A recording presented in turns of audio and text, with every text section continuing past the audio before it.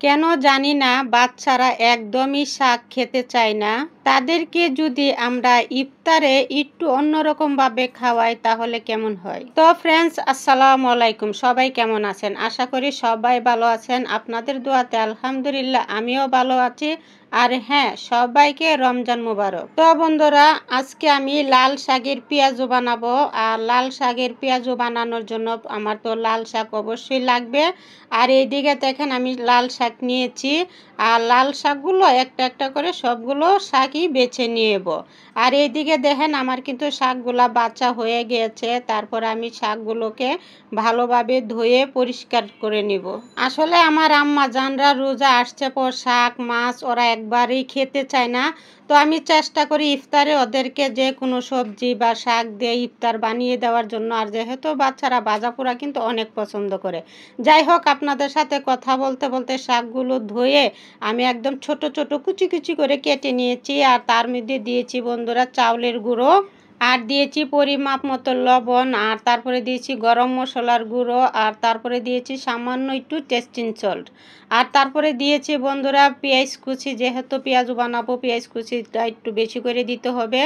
আর তার মধ্যে দিয়েছি কাঁচামরিচ কুচি কুচি করে কেটে দিয়েছি। তো ঝালটা যদি আপনারা একটু বেশি খান তাহলে আর একটু বেশি করে কাঁচামরিচ দিয়ে নেবেন। আর তারপরে সবগুলো উপকরণে আমি একসাথে ভালো করে মাখিয়ে নেব। আর এখানে কোনো পানি দেওয়ার দরকার নাই। আর মাখানোর পরে দেখেন অনেকটা পানি ছেড়ে দিয়েছে। তার মধ্যে আমি আর একটু চালের গুঁড়ো দিয়েছি, যেহেতু একটু বেশি পানি পানি ছিল। তো এখন দেখেন রোডা আমার মাশাল্লাহ দিলে কতটা সুন্দর হয়েছে। আসলে এখানে কিন্তু তেমন কিছুই লাগে না, কিন্তু লাল শাকের পেঁয়াজুটা খেতে কিন্তু অসাধারণ লাগে, কি বলবো। তো আমি বলবো আপনারাও বাসায় একবার হইলো ট্রাই করবেন।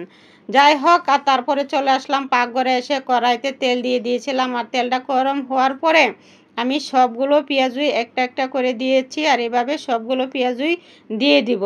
তো বন্ধুরা, লাল শাকের পেঁয়াজু কে কে বানিয়ে খেয়েছেন আমার মতো অবশ্যই জানাবেন। আর যদি না বানিয়ে খাইয়ে থাকেন তাহলে বলবো বাসায় একবার হলো ট্রাই করেন। আর বাচ্চাদেরকে অবশ্যই খাওয়াবেন, কারণ বাচ্চারা তো লাল শাক এমনিতেই পছন্দ করে। আর লাল শাকের পেঁয়াজু হলে তো কথাই নাই।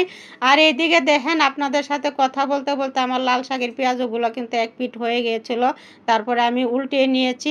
আর চাউলের গুঁড়াটা দেওয়ার কারণে পেঁয়াজগুলো কিন্তু একদম মচমচা হয়, আর খেতে কিন্তু অনেক ভালো লাগে। এইভাবে কিন্তু লাল শাক দিয়ে পেঁয়াজু বানিয়ে বাচ্চাদেরকে দিবেন ইফতারে, তাহলে দেখবেন তারা কিন্তু খুব সুন্দরভাবে খেয়ে নিবে।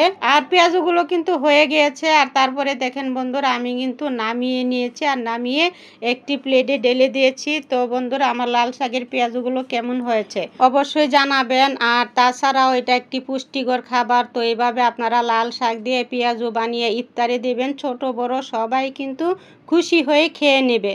তো বন্ধুরা, আজকে এই পর্যন্তই। যে যেখান থেকে আমার ভিডিওটা দেখছেন অসংখ্য ধন্যবাদ। সবাই ভালো থাকবেন। আল্লাহ হাফেজ।